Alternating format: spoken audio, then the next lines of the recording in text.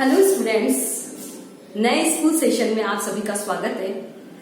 आज की हमारी फर्स्ट इकोनॉमिक्स की जो क्लास है उसमें हम अपने सब्जेक्ट के विषय में थोड़ी जनरल जानकारी प्राप्त करेंगे परिचयात्मक रूप में कि हमारे जो सब्जेक्ट है उसका मीनिंग क्या है, जो अर्थशास्त्र है उसको विभिन्न विद्वानों ने किस प्रकार से डिफाइन या परिभाषित किया है, इस सब्जेक्ट का स्कोप क्या है, किन किन चीजों पर हमारा इकोनॉमिक्स टिका हुआ है।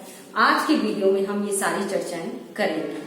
तो फर्स्ट हम बात करें हमारे विषय अर्थशास्त्र की, तो इसका नाम अर्थशास्त्र क्यों है, अर्थशास्त्र में क्या पढ़ते हैं या अर्थशास्त्र का मीनिंग क्या होता है। अर्थ से अभिप्राय हिंदी में हम लगाते हैं धन से, तो क्या हो गया इसका मतलब धन का शास्त्र। धन से रिलेटेड जितनी भी बातें उसको हम किस में पढ़ते हैं, इकोनॉमिक्स में।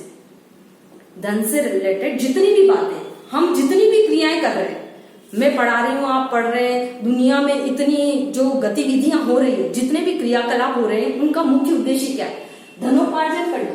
यदि ये उद्देश्य ना हो तो शायद हमारी इकोनॉमिक प्रणाली पूरी तरह से बंद हो जाए, या हम यूं कहें कि हमारे कृषि, उद्योग धंधे, सेवा क्षेत्र जो भी संचालित हो रहे हैं वो पूरी तरह से खत्म हो जाए। तो धन से रिलेटेड जितनी भी बातें आती है उसको हम कौन से शास्त्र में पढ़ते हैं, अर्थशास्त्र में। इस शास्त्र को हम इंग्लिश में क्या बोलते हैं, इकोनॉमिक्स।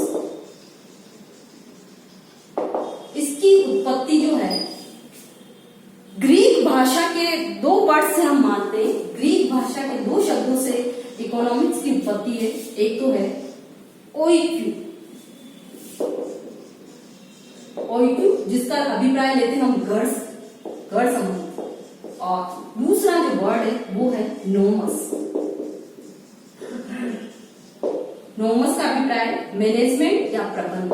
गढ़ से संबंधित प्रबंध कार्य जिस शास्त्र में पढ़ते हैं या गढ़ से संबंधित हम प्रबंध कार्य जिस विषय में देखते हैं उसको पहले इकोनॉमिक्स माना जाता था। अब घर की प्रबंध व्यवस्थाएं क्या होती है, घर में हम क्या प्रबंध करते हैं, घर में हम हमारी आवश्यकताओं का प्रबंध करते हैं, किसके द्वारा, धन के द्वारा।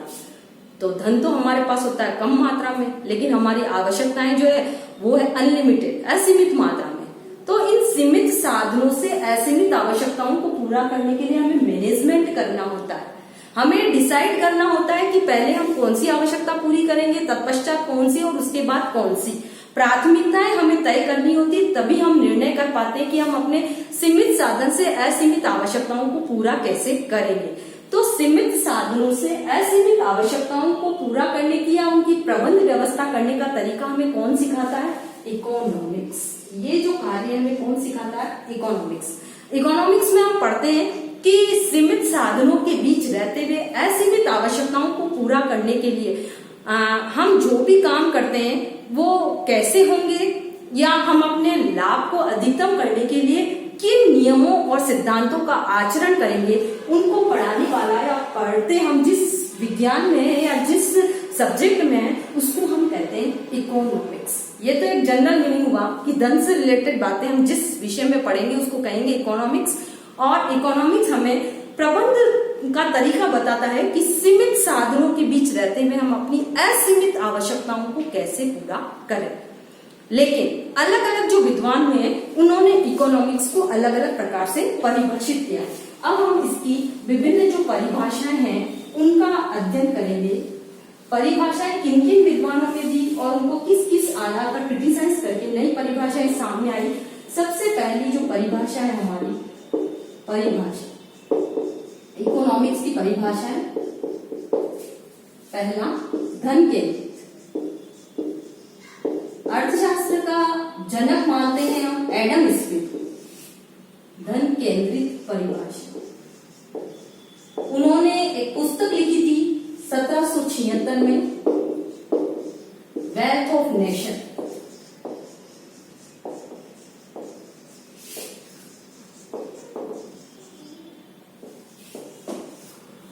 जिसका पूरा नाम है an inquiry into the nature and causes of wealth of nation. अर्थशास्त्र का जनक माना जाता है एडम स्मिथ को। एडम स्मिथ ने अर्थशास्त्र की परिभाषा दी है अपनी इस पुस्तक में, और इसने कहा कि अर्थशास्त्र वह विज्ञान है जिसमें हम राष्ट्रों के धन की प्रकृति व कारणों का अध्ययन करते हैं। या अर्थशास्त्र पूरी तरह से धन का विज्ञान है। तो धन से रिलेटेड जितनी भी बातें हैं उसको किसमें पढ़ा जाता है? इकोनॉमिक्स में। ऐसा एडम स्मिथ ने माना। एडम स्मिथ ने अर्थशास्त्र को पूरी तरह क्या किया? धन पर आधारित बना दिया। जो जेबी से हैं और वोकर हैं उन्होंने भी उनका समर्थन किया, लेकिन उनकी जो परिभाषा थी पूरी तरह संकीर्ण विचारधारा पर आधारित था, क्योंकि केवल धन कमाना ही व्यक्ति का उद्देश्य नहीं होता। धन कमा लेने से ही व्यक्ति का कल्याण नहीं हो जाता। आपने अनाप शनाप पैसा कमा लिया, आपने ले जाकर उसे घर में रख दिया है या ताक में सजा कर रख दिया है, और यदि आप उससे अपनी आवश्यकता पूर्ण नहीं करते तो आप कहीं पर भी संतुष्टि प्राप्त नहीं कर पाएंगे। तो एडम स्मिथ की जो परिभाषा थी कि अर्थशास्त्र धन का विज्ञान है, उसकी बहुत सारी आलोचनाएं की गई और नई परिभाषा सामने आई जो किस पर आधारित थी? कल्याण आधारित, कल्याण केंद्रित परिभाषा। ये थी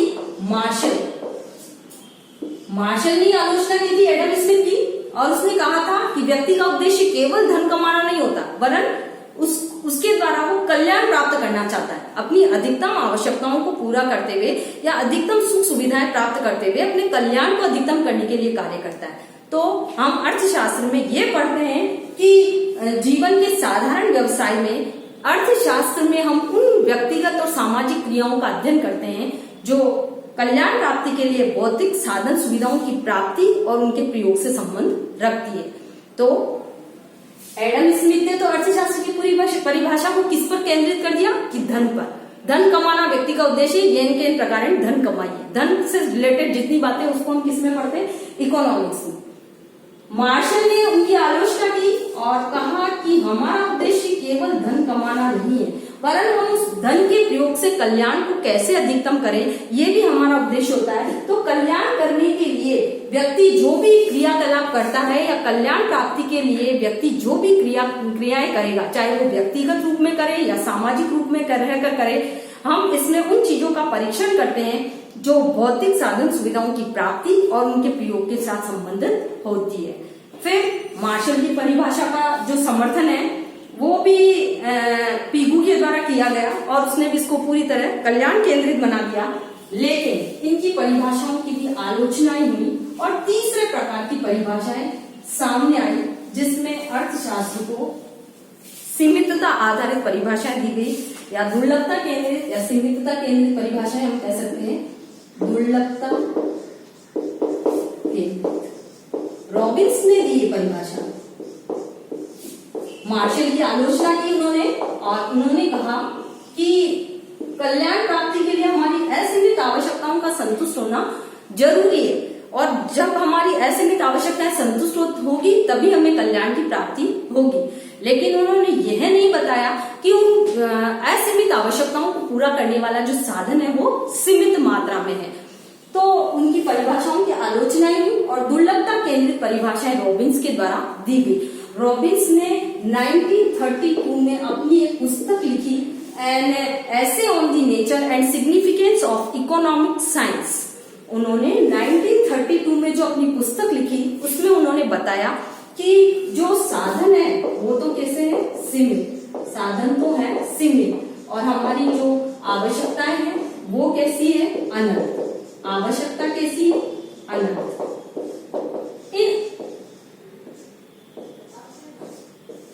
असीमित आवश्यकताओं को पूरा करने के लिए सीमित साधनों का उपयोग, सीमित साधनों के वैकल्पिक प्रयोग भी होते हैं। तो हम असीमित आवश्यकताओं को पूरा करने के लिए सीमित और वैकल्पिक प्रयोग वाले साधनों का प्रयोग करते समय हमारा व्यवहार क्या प्रदर्शित होगा, हम किस प्रकार से व्यवहार करेंगे, उससे संबंधित बातों का अध्ययन जिस विज्ञान में करते हैं उसको हम कहते हैं इकोनॉमिक्स या अर्थशास्त्र। तो दुर्लभता केंद्रित जो परिभाषा है वो दी रॉबिन्स ने और रॉबिन्स ने बताया कि अर्थशास्त्र वह विज्ञान है जो सीमित किंतु वैकल्पिक प्रयोग वाले साधनों के द्वारा असीमित आवश्यकताओं को पूर्ण करने के लिए हमें तरीका बताता है या व्यक्ति का व्यवहार कैसा रहेगा उसकी सीख हमें सिखाता है। उसके बाद इसकी परिभाषा की भी आलोचना की गई सैमुअल्सन के द्वारा और उन्होंने नई परिभाषा इकोनॉमिक्स की दी सैमुअल्सन के द्वारा। इसकी परिभाषा को विकास केंद्रित नाम दिया गया। विकास केंद्रित परिभाषा, विकास केंद्रित परिभाषा। कल्याण की तरफ ही ध्यान दिया कि सीमित और वैकल्पिक प्रयोग वाले साधनों के द्वारा हम अपनी असीमित आवश्यकताओं को कैसे पूरा करते हैं। उसको पढ़ाने वाला या उसको पढ़ने वाला जो शास्त्र है वो कहलाता है अर्थशास्त्र। सैमुअलसन ने क्या करा, विकासवादी दृष्टिकोण अपनाया और उसने कहा कि हम इकोनॉमिक्स में केवल इस बात को ही नहीं पढ़ते कि हम अपना कल्याण अधिकतम कैसे करें, हम इसमें इस बात को भी पढ़ते हैं कि अपने कल्याण के साथ साथ हमारी जो आगे आने वाली पीढ़ियां हैं उनके कल्याण के लिए भी हम क्या कार्य कर रहे हैं, हमारे साधनों का बंटवारा वर्तमान और भावी पीढ़ियों के बीच किस प्रकार से किया जा रहा है, ताकि हम सबके कल्याण को अधिकतम करते हुए पर्यावरण की सुरक्षा को भी बनाए रख सकें। तो सैमुअलसन का जो दृष्टिकोण है पूरी तरह विकास आधारित था। उन्होंने डेवलपमेंट पर जोर दिया। उन्होंने कहा कि हम चाहे मुद्रा का प्रयोग करें या न करें, हम इस इकोनॉमिक्स में पढ़ते हैं कि साधनों का बंटवारा वर्तमान और भावी पीढ़ियों के बीच इस प्रकार से किया जाए कि आर्थिक विकास की जो गतिविधियां हैं वो निरंतर चलती रहे और साथ ही अधिक से अधिक व्यक्तियों का कल्याण हो सके और हमारे पर्यावरण की जो सुरक्षा है वो बनी रह सके। फिर एक और परिभाषा रह जाती है इकोनॉमिक्स की, आवश्यकता विहीनता परिभाषा। आवश्यकता विहीनता परिभाषा, ये परिभाषा दी गई जे के मेहता के द्वारा। जे के मेहता उन्होंने बताया कि व्यक्ति की असंतुष्टि का कारण होता है उसकी आवश्यकताएं पूरी न होना। तो अर्थशास्त्र वह विज्ञान है जो हमें आवश्यकता विहीनता स्थिति में ले जाता है, क्योंकि जब व्यक्ति की आवश्यकता ही नहीं रहेगी तभी वो अपने कल्याण को अधिकतम कर पाएगा। तो जेके मेहता ने बताया कि अर्थशास्त्र वह विज्ञान है जो हमें आवश्यकता विहीनता की स्थिति में ले जाता है, या हम यूं कह सकते हैं कि जहां हम आवश्यकता विहीनता की स्थिति में पहुंचकर अपने कल्याण को अधिकतम करने का प्रयास करते हैं। जेके मेहता की परिभाषा की भी आलोचनाएं की गई। हर विचारक का अपना दृष्टिकोण रहा अर्थशास्त्र को परिभाषित करने का।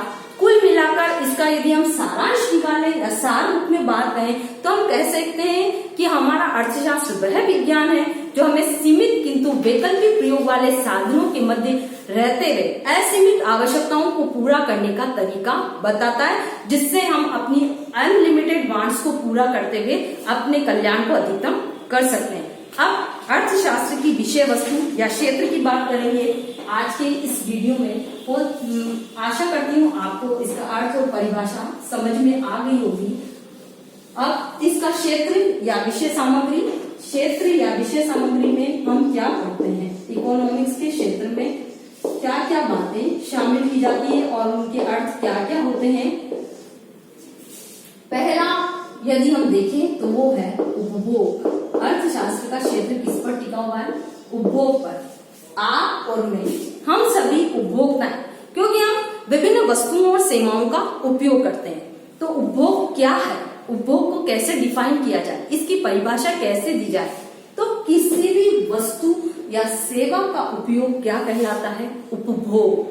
हम अपनी आवश्यकता पूर्ति के लिए अनेक चीजें जो प्रयोग में ले रहे हैं, जिनसे हमारी आवश्यकता को डायरेक्ट रूप में हम संतुष्ट कर पाते हैं, वो कहलाती है उपभोग। जैसे अभी आप कमरे में बैठे हुए पढ़ रहे हैं, टेबल और चेयर का प्रयोग कर रहे हैं, पंखे और लाइट्स का प्रयोग कर रहे हैं, ये सब भी क्या है, उपभोग। तो अर्थशास्त्र में हम केवल मुंह में खाने वाली वस्तु को ही उपभोग नहीं मानते, वरन हम जिनसे हमारी आवश्यकता संतुष्ट हो रही है उन सभी चीजों का उपयोग क्या कहलाता है, उपभोग। सेकंड जो अर्थशास्त्र की विषय सामग्री में शामिल की जाती है बात, वो है उत्पादन। उपभोग और उत्पादन ये दोनों गतिविधियां एक दूसरे से जुड़ी हुई है। उपभोग होते हैं अर्थव्यवस्था में, इसीलिए भी उत्पादन कार्य जारी रहते हैं। उत्पादन किसे कहेंगे, देखिए कच्चे माल को तैयार माल में परिवर्तित करने की जो क्रिया होती है उसको हम कहते हैं उत्पादन। या हम यूं कह सकते हैं किसी वस्तु के मूल्य में वृद्धि कर देना, किसी वस्तु की वैल्यू इंक्रीज कर देना, वो कहलाता है हमारा उत्पादन। कैसे, जैसे लकड़ी से अलमारी का निर्माण कर लेना, वो कहलाता है हमारा उत्पादन। कपास से कपड़े का निर्माण करना, वो कहलाता है हमारा उत्पादन। लकड़ी की तुलना में एल्मीरा की कीमत अधिक होती है, लकड़ी की तुलना में एल्मीरा का उपयोग हमारे लिए अधिक होगा। तो हम कह सकते हैं प्रोडक्शन या उत्पादन क्या है, यह एक ऐसा तरीका है जिसकी सहायता से हम कच्चे माल को तैयार माल में परिवर्तित कर देते हैं। नेक्स्ट जो विषय सामग्री या क्षेत्र में शामिल की जाने वाली बात है वो है विनिमय। विनिमय का जनरल अर्थ हम लेते हैं लेना देना या आदान प्रदान करना। लेना देना और आदान प्रदान न करें तो शायद हम अपनी आवश्यकताओं को संतुष्ट नहीं कर पाएंगे। या आदान प्रदान और लेने देने के जो कार्य हैं वो दो तरीके से किए जा सकते हैं, एक वस्तु विनिमय के द्वारा और एक मुद्रा विनिमय के द्वारा। वस्तु विनिमय में हम वस्तु के बदले वस्तु खरीदते और बेचते हैं। मुद्रा विनिमय में हम मुद्रा देकर वस्तुएं प्राप्त कर लेते हैं। प्राचीन काल में जब मुद्रा चलन में नहीं थी तब वस्तु विनिमय करते थे, जैसे गेहूं के बदले चावल प्राप्त कर लेना।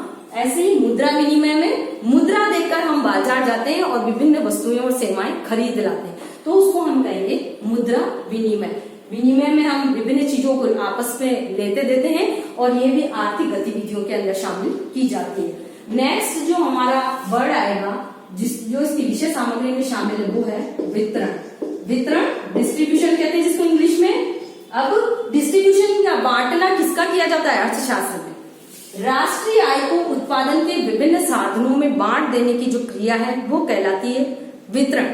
हम उत्पादन के 5 साधन मानते हैं अर्थशास्त्र में: भूमि, पूंजी, श्रम, साहस और प्रबंध। उत्पादन के इन 5 हर व्यक्ति चाहे वो किसी भी रूप में उत्पादन प्रक्रिया में नियोजित है, या तो वो भूमि से अपना प्रतिफल प्राप्त कर रहा होता है या फिर पूंजीपति बनकर ब्याज ले रहा होता है, साहसी के रूप में यदि वो कार्य कर रहा है तो उसे लाभ मिलता है, प्रबंध के रूप में यदि वो कार्य कर रहा है तो उसे वेतन मिलता है। तो हम कह सकते हैं कि वितरण में उत्पादन के 5 साधन है: भूमि, पूंजी,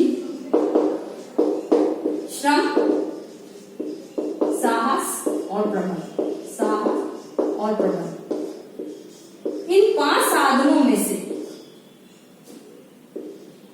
राष्ट्रीय आय का हिस्सा भूमि को कितना मिलेगा? लगान के रूप में, लगान या किराया कह सकते हैं हम। पूंजी को मिलता है ब्याज, श्रम को मिलती है मजदूरी, साहस को मिलता है लाभ और प्रबंध को मिलता है वेतन। ये जो चीजें हैं ये उत्पादन के साधनों में कैसे डिवाइड की जाएगी, उनके सिद्धांत क्या रहेंगे, इसको भी हम किसमें पढ़ते हैं? इकोनॉमिक्स में, वितरण वाले टॉपिक के तहत। तो राष्ट्रीय आय को उत्पादन के विभिन्न साधनों में बांट देने की क्रिया वितरण कहलाती है। और लास्ट जो टॉपिक है वो है राजस्व, जो हम इसके क्षेत्र में शामिल करते हैं वो वाली बात है राजस्व, जिसको इंग्लिश में हम कहते हैं पब्लिक फाइनेंस। इसी के साथ एक और शब्द आजकल प्रयोग में लिया जा रहा है वो है सार्वजनिक वित्त। इस सार्वजनिक वित्त के अंदर हम ये पढ़ते हैं कि टैक्स क्या होते हैं, कर कैसे लगाए जाने चाहिए, सरकार जो भी व्यय करती है उसके जो सिद्धांत है वो क्या होने चाहिए ताकि हम अपने सामाजिक कल्याण को अधिकतम कर सकें। तो इकोनॉमिक्स के इस क्षेत्र में राजस्व की बातें भी शामिल की जाएगी।